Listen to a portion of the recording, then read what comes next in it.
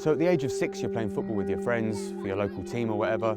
After the game, someone comes up to you and your parents and they say, look, you're really talented. We think you could go a long way in the game. We'd like you to come on trial for our club. And in that moment, your life can change. On the face of it, for those at the very top, all we see is the money and the lifestyle, and it looks amazing. But what have they had to give up to get there? And what about the thousands of people who've made that sacrifice, but have nothing to show for it? Over the last 2 years, we've seen a huge surge in the number of players coming forward and talking about their struggles with depression and anxiety. Danny Rose, Michael Carrick, Fran Kirby, Stephen Corker, Emma Mitchell, Andy Cole. The list goes on and on. So there's clearly a systemic issue. In September 2018, a report was published that found that 50% of mental health issues are established by the age of 14. That number rises to 75% by the age of 24. So while symptoms may not manifest until we're adults, the psychological foundations will have been in place from when we were much younger. But what happens to your emotional development when you join the professional football production line at the age of 6? There's a lot of questions in there, and the best place to start looking for an answer is at the beginning.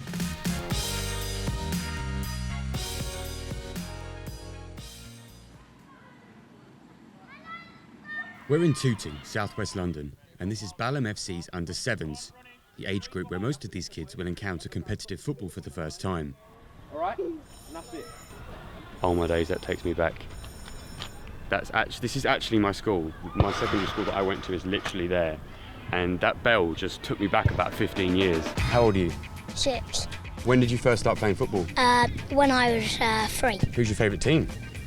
West Ham, Arsenal, Tottenham, Arsenal, Chelsea. Balam under-7s are coached by Julian Fuller and Josh Fitzgerald-Smith. They play in the London County Saturday Youth Football League, and after a successful season so far, they're preparing to face Deadhead Blue in their cup semi-final. For them, it's fun. It's supposed to be fun, but also competitive at the same time. We want them to grow as a player. What position do you play? Left wing, up front. What's your favourite thing about playing up front? Let you get to score all the goals.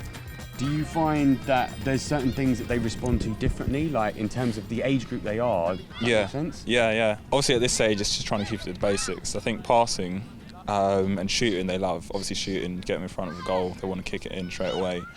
Who's your favourite player? Aubameyang. Why is Aubameyang your favourite player? Because he's really skillful. Yarmolenko, Mesut Ozil. Dribbling as well, they're actually pretty good at moving in and out of the cones, but I suppose when you come to like the more tactical plays, like get defenders in one set of the pitch, midfielders and strikers in another set, it's a bit harder to get them to stick together. Yeah, they're still learning, they're only 6, so it'll take time. And who is the best player in the world? Ronaldo. Hazard. Ronaldo. Last question, who's the best player in the world? Messi. Lionel Messi.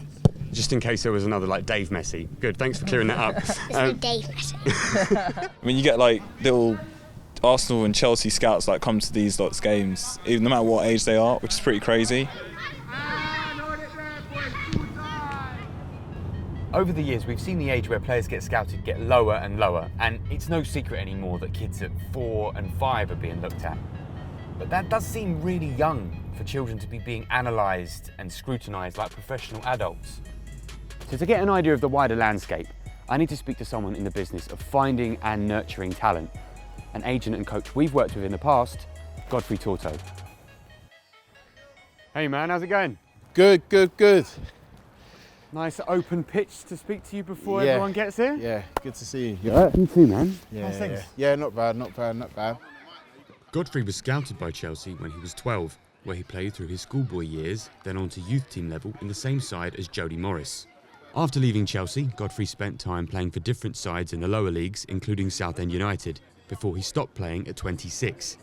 He then moved into PR and took a job with Robin van Persie's agency. He now runs his own academy, aimed at providing opportunities to young players who might not get a chance elsewhere. What I found was the focus was all on big players or the best players at the best academies.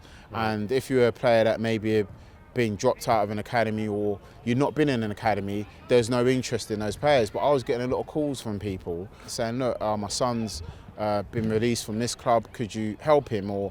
So it prompted me to think, well, when I left Chelsea, I was in a situation that I needed the help. I just thought, you know what, I'm just going to start an academy and start sessions to look at those players and see what they're like, because I know like there's a lot of boys out there that are talented enough, they just need the chance. So what age group do you cover? So the age groups we cover now, we go from under 14s, Okay. and that goes up to under 23s. So looking at that, the age group sort of below your age group, Yeah. under 14s, because last week I was at a Balam under 7 session. Okay. I was chatting to the coaches there, and they were saying that it's the norm for like Chelsea and Arsenal scouts to be at their games. Yeah, it is normal, but sometimes it's a bit of a weird one. You know, back in my time, I think the earliest you were going into clubs was 10 or 11. I mean, I said I didn't go to Chelsea till I was 12. There's boys now, if you look at some of the Chelsea lads that are in the first team, some of them, they've been at Chelsea from the age of 7. Yeah. Or the age of 8. So it shows you, you know, you can go and find talent at that age that will last and be good enough later on. So I understand why the clubs are doing it, but at the same time, I think it's difficult because you want to protect some of the lads, and some boys probably do suffer burnout because the sessions are so much, because I think at that age from 6 or 7, you know, they're training 5 times a week and stuff like that, which I think, you know, that's a lot. Are any of the kids here tonight, have they been in that situation before where they've maybe been at a club and been let go and stuff like that? Yeah, there's a few, but I'd say Brennan's one of them. I mean, he's been coming here for probably about 18 months now, and he's one of the younger ones that comes. Brennan. Hello mate, I'm Jay. Hi, nice speaking. Brennan Dennis Barrett signed with Brentford at the age of 9, where he stayed for 2 years, then joined AFC Wimbledon's academy until the age of 14. At the moment, he's just started a trial with QPR. He also divides his time between Godfreys sessions and coaching here at the Gap Academy. Very confident on the ball, both feet as well. Yeah. No foul play on. What's it like working with this age group? Frustrating at times because where I've played for so long and I've realised what to do in that situation, which maybe they don't. But still, I want to help them and show them my skills.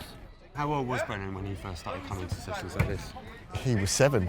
He had a bit of a go at it before he got signed, where he was at a few development squads. So he did this Chelsea, he did the Tottenham, he did the QPR as well, between the years 7 and 9. When the levels did up and the change came, him being able to manage the change was difficult. It was a difficult process. What was that like for you at the time? It was hard. Slowly and slowly, coaches put a bit more pressure on the boys where they would have to make a decision in regards to selecting who they're going to take on to the next stage, who they wasn't going to take on to the school. When he was 11 and was released after Brentford, I could, the fun, I think that was what really happened. The fun element was taken away. How was your day today? All right? Yeah, it's good. Yeah? Enjoyed it. You enjoyed the coaching? I was really impressed, actually. Am I getting in the front? Yeah, you can get in front. Impressed? Why? I was impressed with your coaching skills, son. It feels like only yesterday you were doing what them kids were doing when you were 7. Yeah. And to see you pushing that knowledge on, despite your ups and downs and your rejections in football, like that's so rewarding for me as a parent. You don't understand how rewarding that is.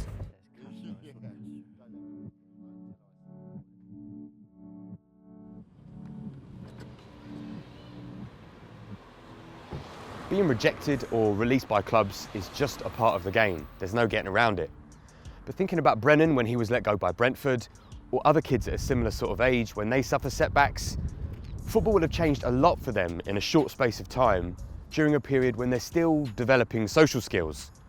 Before I actually became a journalist, I spent 2 years working as a teaching assistant with Year 4 and Year 6 pupils, so I have a bit of an understanding about how kids at that age process academic and social interactions. But thinking about it in a footballing context, I'm back in Tooting to speak to Balam coach Josh about it and find out how they got on in their semi-final. Hello mate, how's it going? Good, yeah. Boys, hold the balls. I suppose crowd management must be quite a lot of it, like at this age as well. Like, listening to this now, the disagreement. All of them love the ball. If you can see, watching them, it's like a magnet. All of them are magnets. Find a pass number, Tess. One of the things that I'm sort of focusing on with this a little bit is the emotional development of a kid from when they first discover that they are talented and they're good at football, and how that sort of changes their social dynamic. Because as soon as you're good at football, from what I remember from being at school and from being sort of a teaching assistant and seeing how that sort of pecking order gets established, do you see that happen? Like, and you see it change as you're going? Definitely. Now, like with my under-7s, you could see when we first started, there was boys that were a completely different level and so much better than the other boys. And it was a case of where the boys that weren't as good always wanted to be on their team, However, now, as it started to level off, the levels of respect between each other are the same. But when I was younger as well, the players, if you're a better player, the levels of respect, but whether it's in the class or outside playing football, always got more level of respect because you're seen as someone good at sports or someone that was the man. We were talking earlier when you said that they had a semi-final recently. Yeah, they had a semi-final. Disappointingly lost. However, the emotions that they went through was something I wasn't really aware of and how to deal with it. So when they started crying and holding my hand and holding their parents' hand, I didn't know how to deal with it. I didn't know how to comfort them. But obviously, because we've won so many games and haven't lost a lot of them, it was like, okay, what do I do? But that's why I think them losing more games, it's definitely going to help me understand how to comfort them and also develop as a coach in terms of that sort of emotional aspect of a player. That's good for you though, even to just like sort of talk about it and accept that you didn't know what to do when that was happening. Definitely, yeah. It was something, it was a bit of a shock and put me out of my comfort zone. So, but hopefully next time I can do something like that. Maybe they'll win the final next time. Yeah, maybe they'll win the final, semi-final.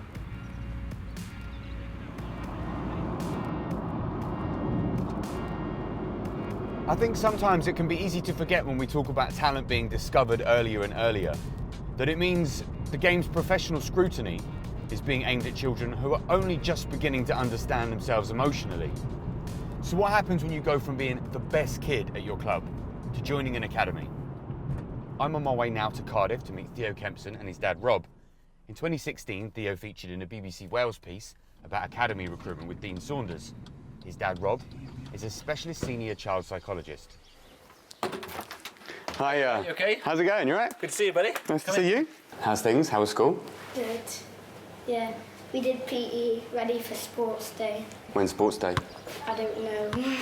Do you know what you're going to be doing at sports day though? Probably the sprint. And did you do it last year? Yeah. How'd you get on? I won. You won? You kept that quiet? That was... I would have led with that if it had been me. Did you play on the grass? Let's do it. Yeah. What was the feeling like when they first said that you were going to be involved in this BBC thing? Well, when my dad said, oh, there's going to be this guy called Dean Saunders coming up, I didn't really know who he was.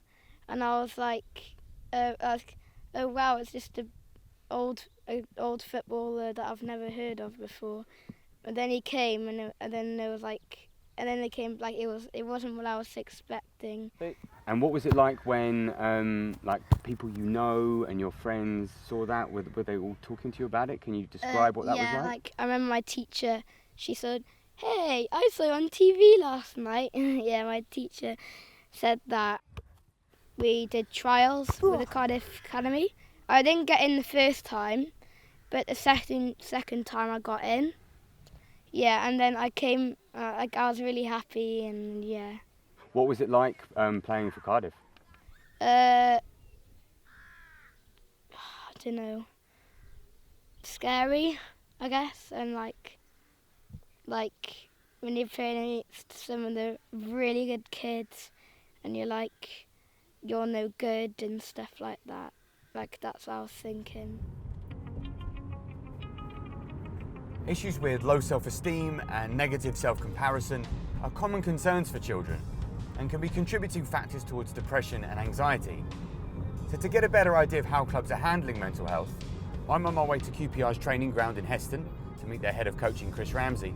But first I'm going to speak to Misha Jervis, who's a former psychologist for the England women's football team, who's currently a Brunel University lecturer, and is sports psychologist for QPR. You know, the I'm not good enough story is a really damaging psychological story. And lots of problems can arise from the I'm not good enough story. So how do you navigate through rejection and come out and go, but I am good enough, I am me. And again, if you've had your whole family invested in you as a player, you know, and how do you navigate that? Hey mate, how's it going? Good, thank you. You alright, how's it going? Yeah, good, thank you. You right? Yeah, not bad. Yeah, good. What's all this? Oh, my trial objectives. Well, first of all, it was for like my own objectives, so like score 25 plus goals for the season, 10 plus assists, stuff like that really. Yeah, yeah. And then where I got my trial for Brighton, I thought, well, my dad helped me as well, come up with ideas which would make me benefit the most and maybe have the most opportunity of getting signed. When Brennan was released by Brentford, he wasn't waiting long before he caught the eye at another club. My mates paid for a Sunday team and they said, do you want to come play in this tournament with us? So I was like, yeah, go on then. So I played one tournament for them and that's when Wimbledon approached me about coming on trial. So then I literally had no gap in between it. So it didn't really affect me as much. I was really disappointed when I got released because you only get a letter and there was no really support on getting back into the system or anything like that. It's more like you have to find your own way back in.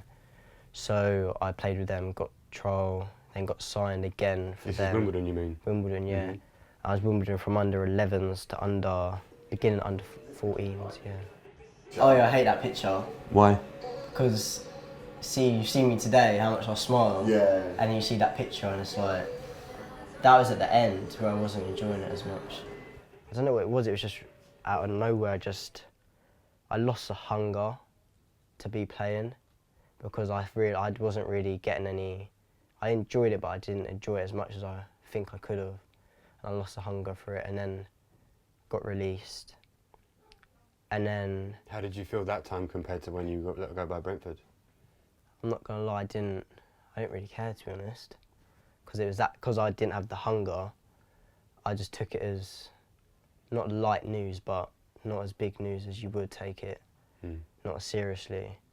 I even question, am I right to encourage him to carry on, maybe playing and not being the happiest? We did, I think, and like you say, you know, driving him to training every time. Yeah. Very quiet, but we could never make that call of, right, we're not going to take you to training, because he would never say, I don't want to go. No. Because he's committed to that club. He signed a contract as young as he was.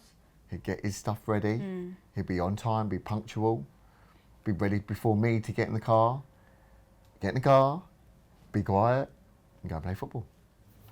Where I lost the love for the game, that's where I thought, oh, this whole time I've been missing out, so I'm going to start doing what I've been missing out on, but what I'd been missing out on wasn't important enough because I wasn't interested in what I was missing out on.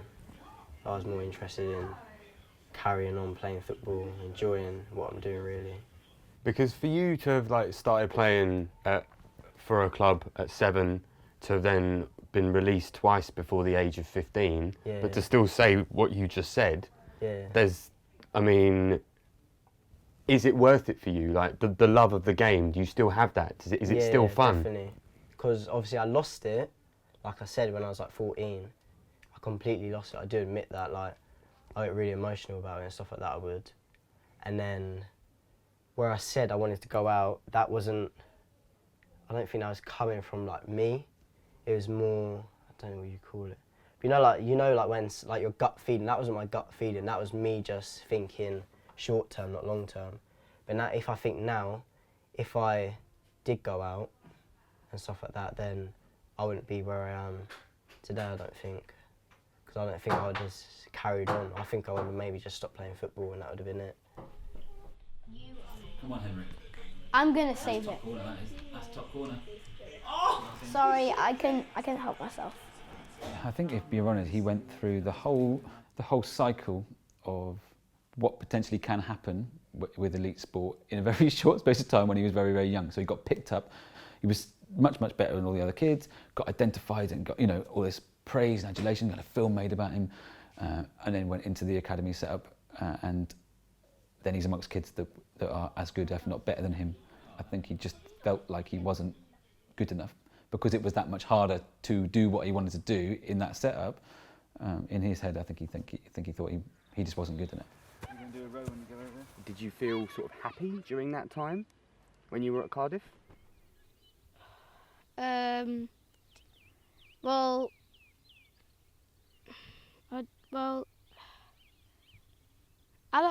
at the time, like when I started doing it, I kind of like came off football and I started going into other things, like skateboarding. Like my brother does skateboarding.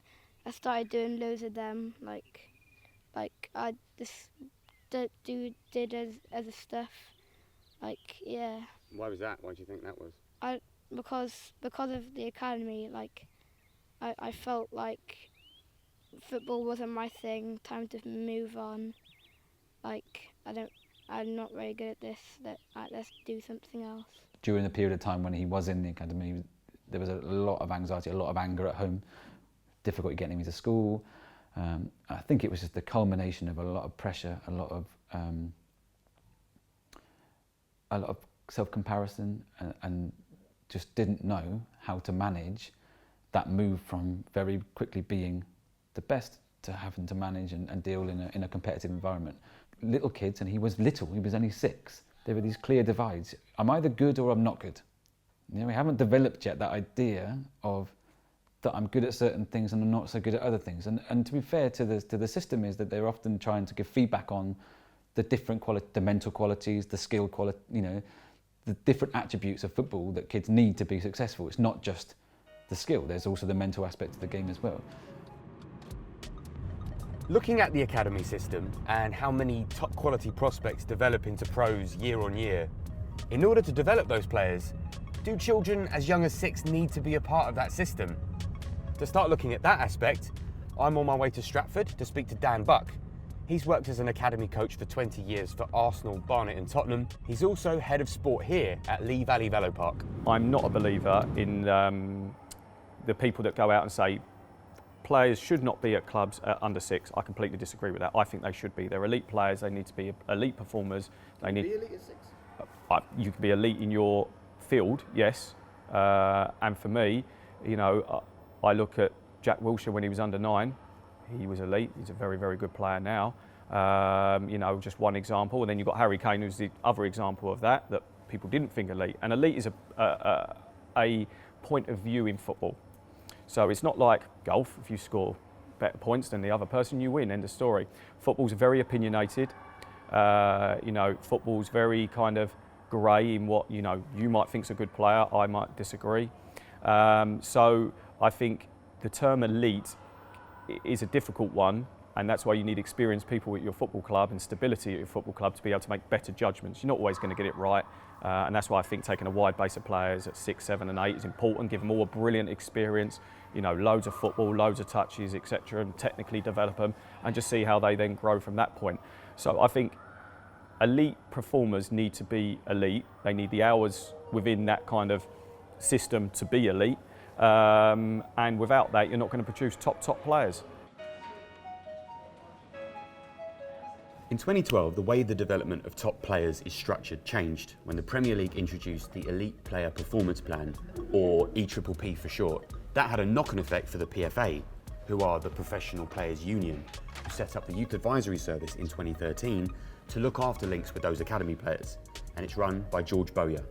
In discussions with the Premier League and the English Football League, the PFA created this independent youth advisory service where academy players, trialists, parents and their guardians could basically make contact, but it was basically a safe place, and any information that was discussed would remain confidential. So they had that reassurance that, you know, anything that was discussed wasn't going to go and be fed back to the club that they were registered with or the relevant league.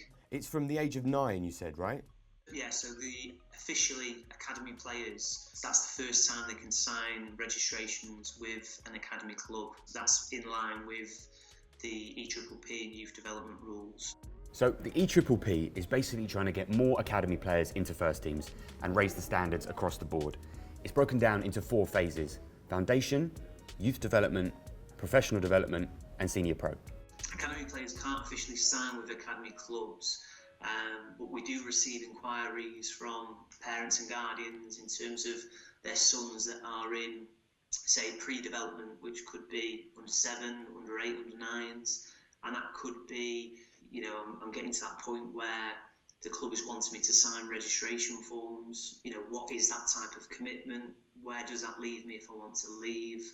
So it's just trying to give them a bit more detailed understanding of what the system looks like, what they're signing and entering into, and also what the effects are if, you know, at any stage they wish to leave, or, you know, they're not enjoying it.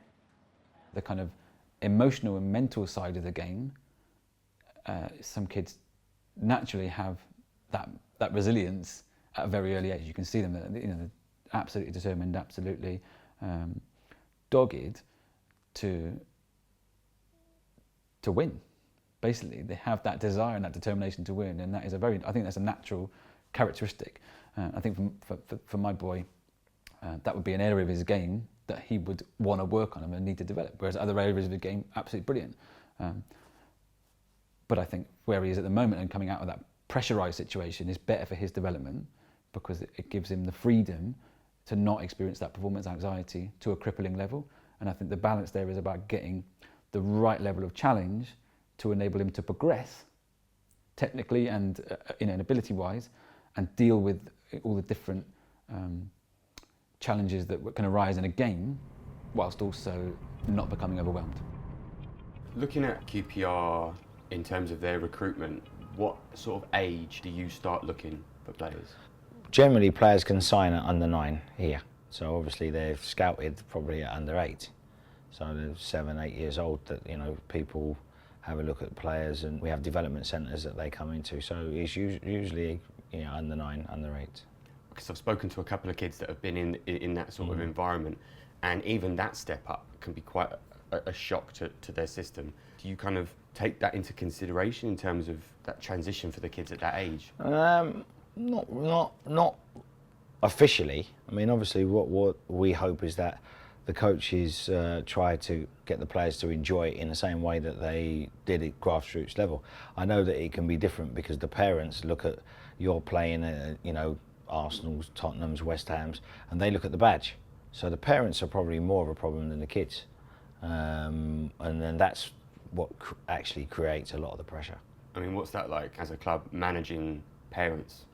Well, we've put a lot of things into place, you know, to make sure that parents don't get carried away with what's going on. And we try to ensure that it's more of an experience for the child than it is something where they basically scared to play because of the pressure the parents on the side put them. So we try to put policies in place where parents are not allowed to shout anything on, they're not allowed to coach the kids. They're entitled to encourage. As long as the coaches respect the players and give them an equal opportunity to play, then that's all we can do. I think the parents therefore should leave it to the coaches to get on with it, unless there's something that untoward occurring that we believe we should know.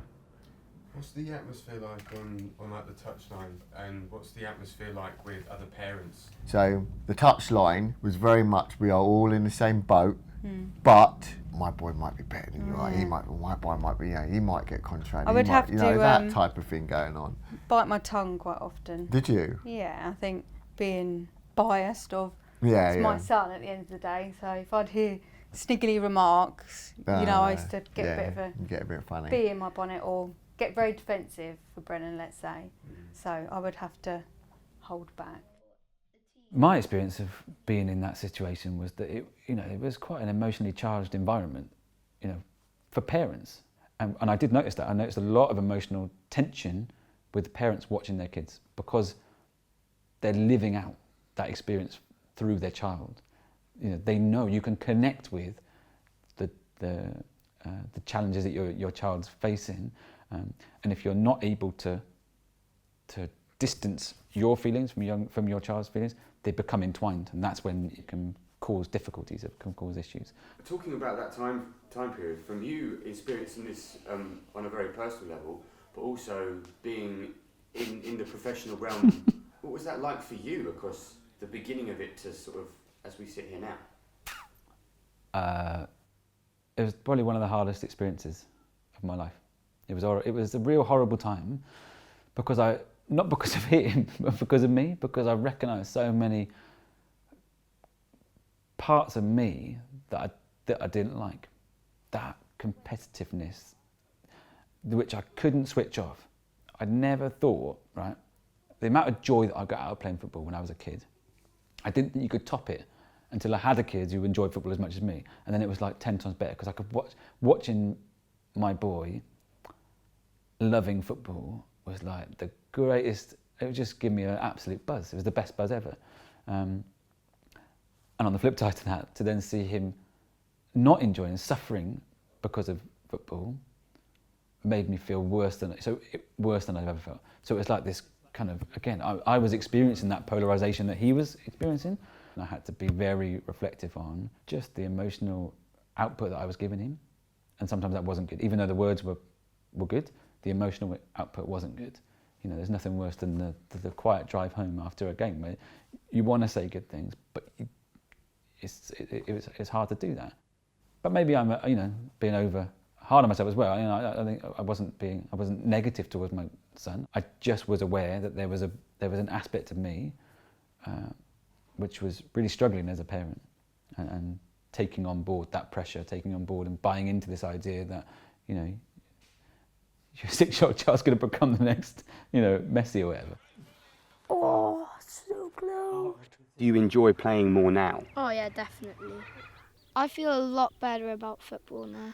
Like I can play it without feeling I'm rubbish at football. I can't do this.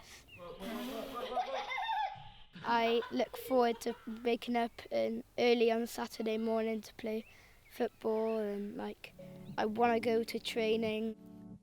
Do you think that looking at the development of a child from an emotional perspective, that maybe kids under 10, the academy system might be a bit early for them? I think every individual's different. I mean, one thing that we've been proactive in doing at the PFA is that we do have an online platform as well called the PFA Safety now.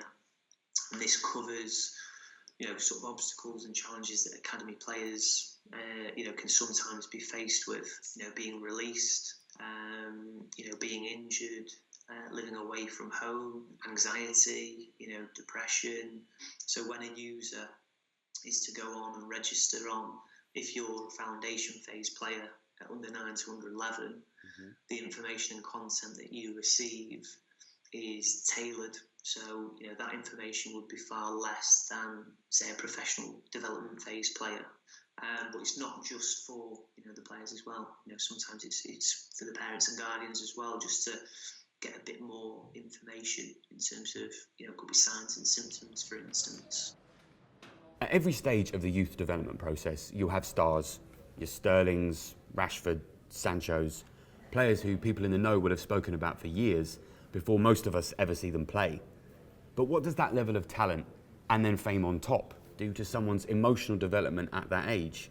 Thinking back, the first time I can remember someone my age being famous in a footballing sense was seeing Sonny Pike on Newsround. And from the age of 9, Sonny was being scouted by the top clubs in the Premier League, but became a household name in 1995 when he got a trial with the then European champions Ajax. It's a kid's dream, isn't it, really? You're invited to play for the team at that time. Well, they still are the best youth academy, probably one of the best teams in the world, but at that point they was the best team in the world. They was Barcelona. So I'm turning up as a kid, getting acceptance sort of thing off the first team players, not alone just walking in the door and being amongst the boys. I'm getting this extra even more. So it was everything. It was sort of a dream. It was mind-blowing. At the same time, I was feeling pressures, but generally it was unbelievable experience, something I'll never forget in my life. And actually being here now is sort of making me remember a lot of things as well, which is brilliant. I'm just trying to think if it was this one. I think it's this side.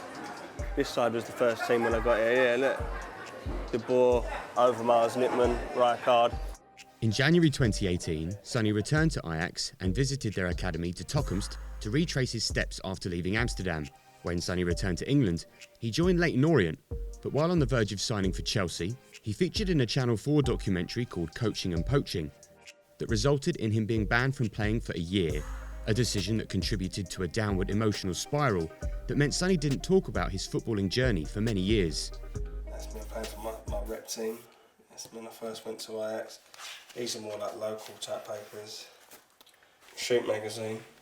I mean, there's loads more of this stuff, to be fair, at my mum's. The kid's 13, 14 years old. He's taken over the world. He's going to make everything brilliant, and then it's all finished like this. You know what I mean? It's just too much, really, isn't it? Let's be honest. One of the people close to Sonny growing up and trying to help navigate his newfound fame was Dan Buck. It's just one of those ones. We're all in the same neighbourhood. We're all playing, 30-a-side football over our park, which was literally 4 doors from my house. I mean, we were part of it all the way through. So there was a few of us that would be in the boot going to these various photo shoots. In Blue Peter, we're in the background playing football with him and stuff like that. So we're all, very much part of that experience.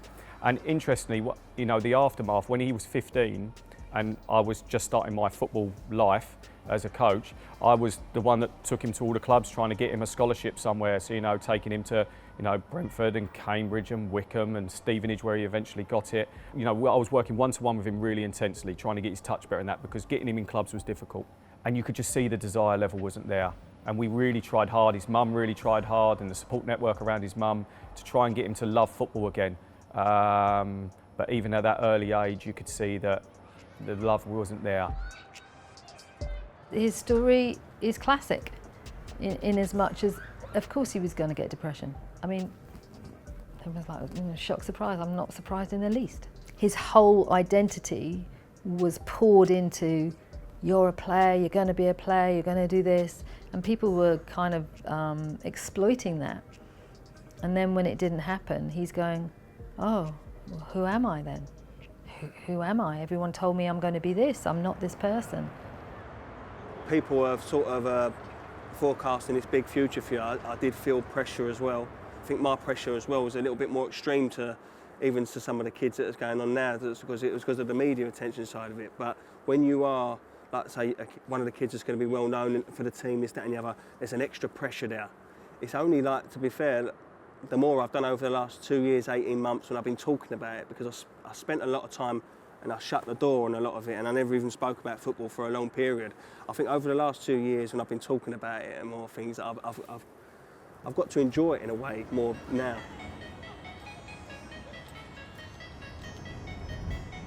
Okay, so I just heard from Brennan's dad, Paul, and it seems they've just found out about how Brennan got on in his trial.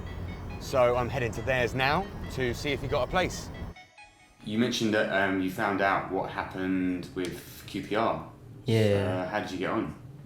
It was unsuccessful, like trial-wise. Oh. I didn't offer any contract or any further thing to happen after, but it was good getting the feel for what it'd be like professional-wise, like training most days. But I haven't really took much of a negative towards it. So how did you feel initially when you found out? Frustrated, and makes you second guess of it, because obviously always trialing and trying to get what you want to get, and after a while it makes you rethink. Yeah.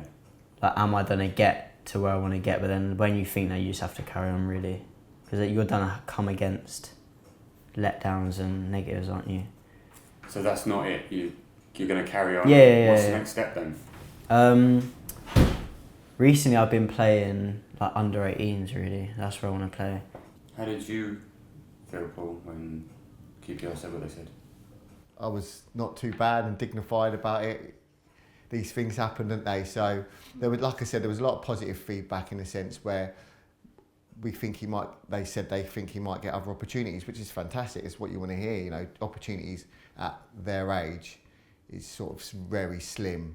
But I do like his idea of playing a year up, and it's not great for your heart, your heart though, when you're seeing... As a parent? Yeah, oh no, it's not good at all, because that gap between 16 and 18 is like beards. That's the gap. It's the beard gap. It's the beard gap. So there's a lot more frustration, aggression. Like when he played on Friday, some guy just ran into him, just wiped him clean out for no apparent reason, and you get a lot of that playing in the years above. He's 15, but if he wants to make that decision, I suppose I'd be the designated driver and continue to get him there.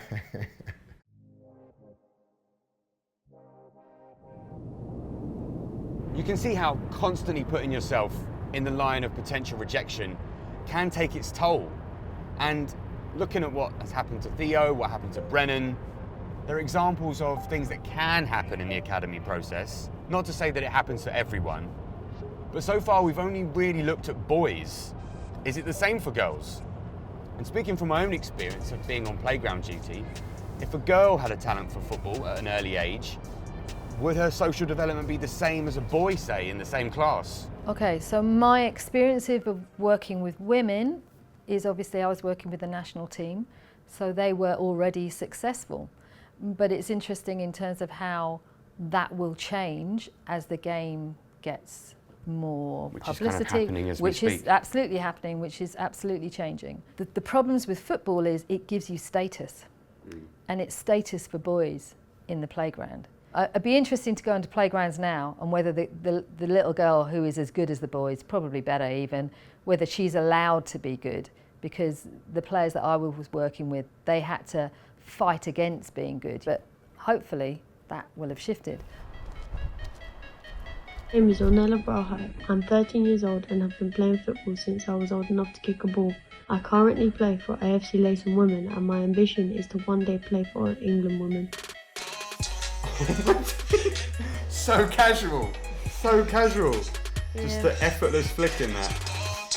That took me probably about 3 tries. When you were going through the words in that sentence there, I was expecting double figures at least. 3, that's all that took to do, 3. When was the first time that someone approached you and said that she's really talented? It was a coach at Colebrook. He just said, I've never seen a girl her age play like that. And she went in to be top scorer for 2 seasons. Yeah, I scored 72 goals in one season. For outstanding play. In April 2019, Ornella passed a successful trial to join an RTC, which stands for Regional Talent Club, and you can see from the FA website they have a diagram showing what the step from Leighton to an RTC means on the footballing journey. About 5 days before they were due to re-sign the girls for contracts, the coach over there of the under-14s, because Ornella's played up for the last year, basically stopped her after a training session and just told her how great she was. That's exactly what they were looking for. 4 days later we got a phone call from the assistant coach saying we're not going to sign her. First of all, she was very, very angry, and you could tell she had real attitude, which is something Ornella never has. Did you feel that it was different to how you reacted to things before? Not really, because I didn't really think of how I was acting.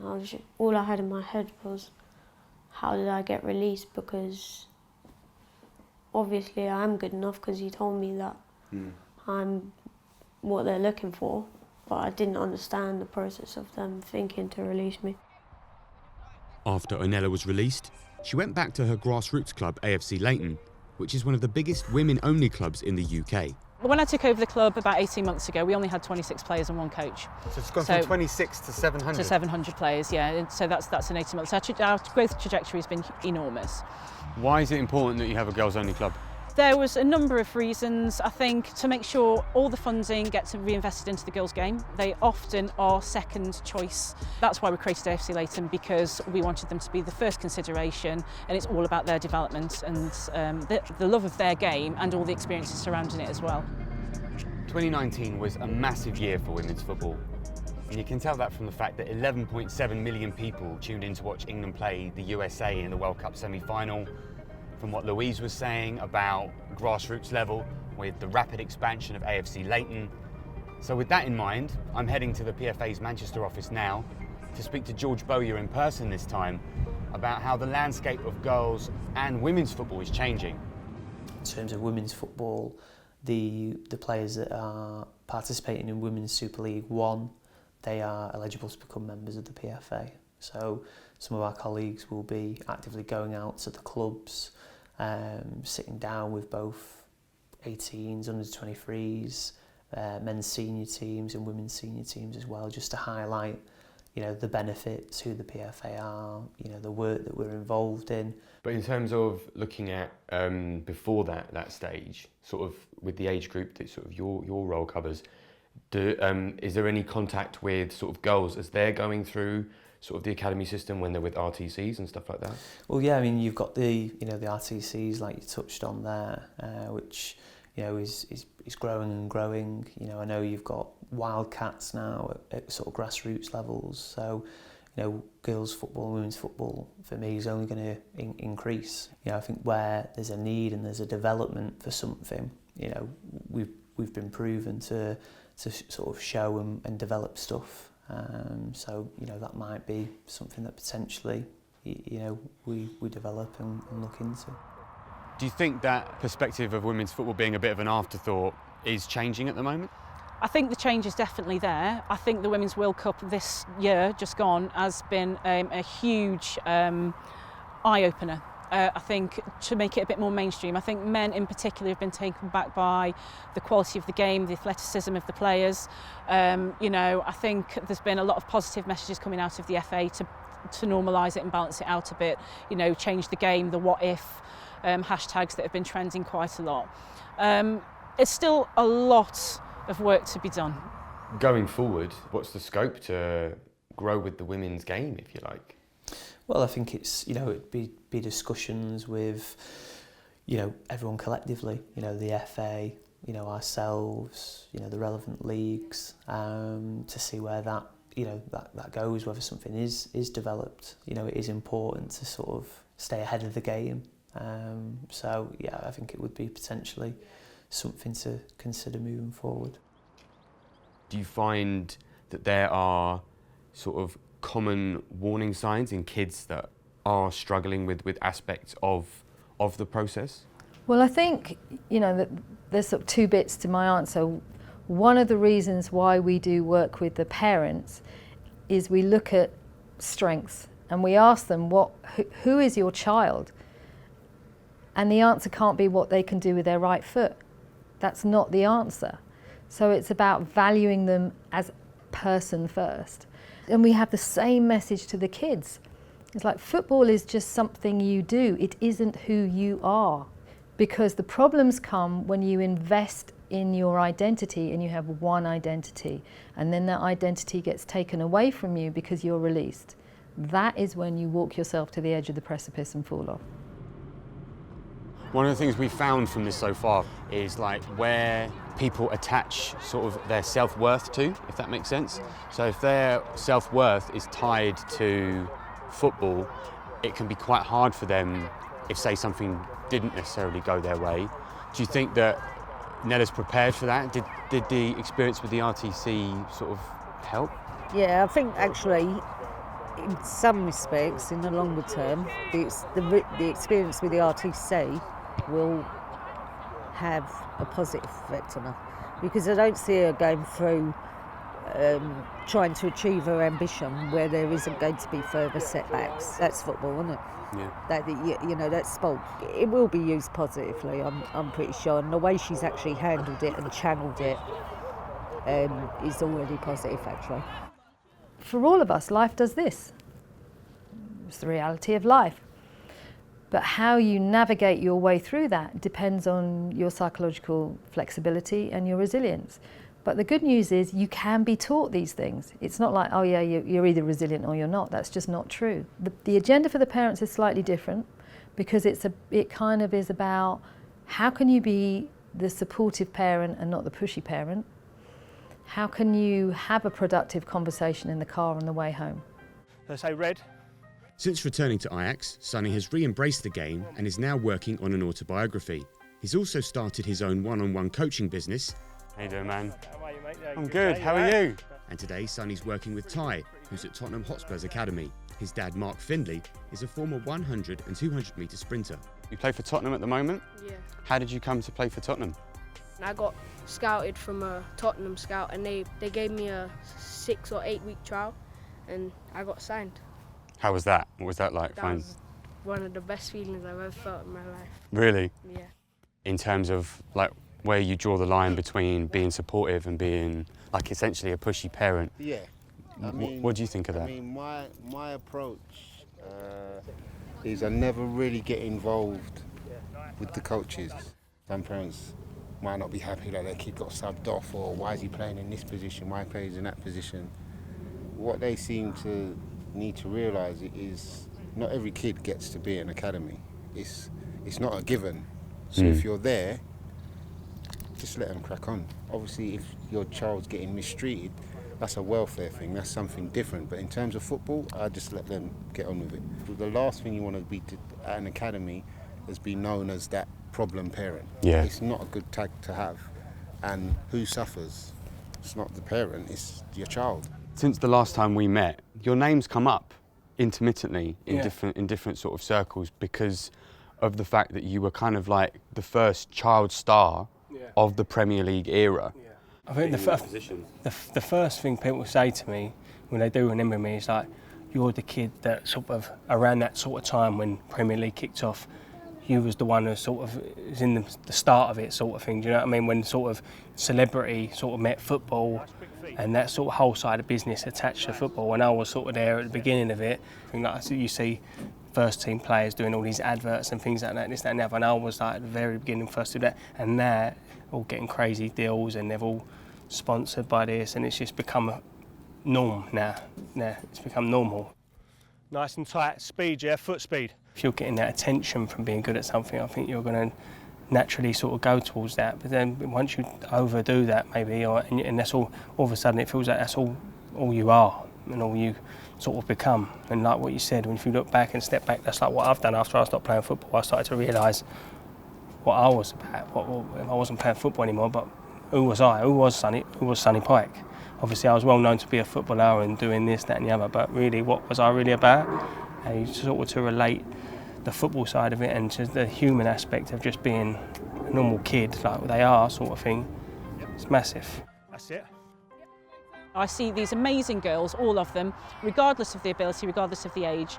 As they get just that little bit older, you know, and they're trialling at RTCs, and sometimes they come back to us and it's been unsuccessful, I think that's where you have to be very careful about those young minds that are developing, because we've got hormones kicking in, you know, there's a whole host of things going on at school, pressures of exams, and we're throwing in the mix of that feeling like a failure. And for me, you know, to have a young 12, 13-year-old girl sitting there crying, saying that they think they're past it, you know, that shouldn't be happening. That really shouldn't be happening. And I think there should be more pastoral care, more thought about how girls are being released, rather than just throwing them back to us and letting us pick up those pieces. For me, it's quite a simple answer. The responsibility lies with the adults, which is the parents, which is the football clubs, which is everyone who's just looking after the youth of today. The parents need to see level-headed. The clubs are doing stuff, but they're not doing nowhere near enough. They're doing a bit here and there. You can go to one club and you could say, you know what, Sonny, what's that club? Brilliant, aftercare, had everything. That's because they might have one coach there that would really be on the ball with it and saying, no, we've got to make sure we're doing this. And you go to another club and it'd be complete opposite. I've had a lot of people come to me, parents message me through social media. My son's been at a club, Premiership club, from 8 years old, 15, got an email released from an email. When you have to let a player go, how do you guys normally handle that? Well, I mean, I think it's important that the feedback that you give them during the year puts them in a situation where they're aware of the situation that they're in. I think in the past, people generally don't like giving bad news, and they give good news all the way through the year, and then when it comes to the time that you have to make a decision, it comes as a shock. But there's no easy way to release a player, especially if someone's been here since they were 9 years old and they leave at 16. It's probably all they know, all they can remember. So it's very, very difficult. And you know, we've taken guidance in that. But I would have to admit that we haven't got it completely right, because you know it's a difficult situation. It's an emotional situation as well, and obviously the parents' emotions are a strong factor in that. At what stage is it then down to the club? Like I'm talking like at that aftercare moment, and then at what stage is it sort of essentially down to the parents? I think Depending on how old the player is, I think that the club haven't got an obligation to fix a player up with another club, because if you think about it, if there's 92 clubs, there's people getting released every week. So where do they go? Most of them go out of the game. That's just a statistic that can't be helped. I think the club have got an obligation to assist a player if needed. You have to look at the player first and foremost as a person. You know, most players are not going to make it.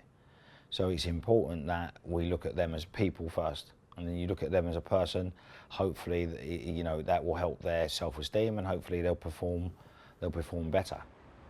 What's your perspective? Because we've had parents that we've spoken to who are contributors as part of the process, but also when other parents are touchline, they've heard what we're talking about. Yeah. Sometimes they've voiced concerns about the role of the club and the PFA in the process, and sometimes the feedback is that they've felt that there isn't enough done by maybe the club or the PFA. What would you say to that? I think, you know, we're an organisation that, you know, wants to do the best that we can. You know, if there's parents that have ideas, you know, suggestions how we can do, you know, certain things better, you know, I think, you know, we're always open to that. I mean, I definitely welcome, you know, any parents that, you know, have suggestions, because I think, you know, feedback, you know, whether it's positive, negative, I think you should always take it on board and see where, you know, things can be implemented, possibly where we can introduce new things. There is lots of stuff now that's coming and is better about mental health, and not just in football but in elite sport generally, and understanding that elite sport is really psychologically difficult, and mental health problems. I think people used to go, oh, well, they're athletes, so they're strong and they're tough and they're blah, you know, and that culture, by the stories of Danny Rose and other people, is actually making people go, oh, maybe not so. So from my perspective, one of the fundamental issues around academy football is that on the one hand you've got the clubs with their financial requirements and targets that they have to hit as a business. Then on the other hand you've got families who are driven by emotion and a desire to see their child succeed. Then in the middle you've got organisations like the FA, the PFA, charities like Mind and Calm, psychologists trying to mediate that relationship. And over the last 2 years, our understanding of mental health as a society has changed a lot. And that's been helped by campaigns from the FA like Heads Up and Take a Minute, to the point now where a lot more people are aware of the concept of their own emotional well-being. So best practice will evolve. And so for everyone involved in the academy system, it's like a game of constant catch-up, trying to adapt to that change. So if you're a kid or a family in the system and you're struggling or want some advice, and we've included some links in the description below, I would say just keep sharing and talking with those organisations I mentioned to better prepare everyone to support players in the future.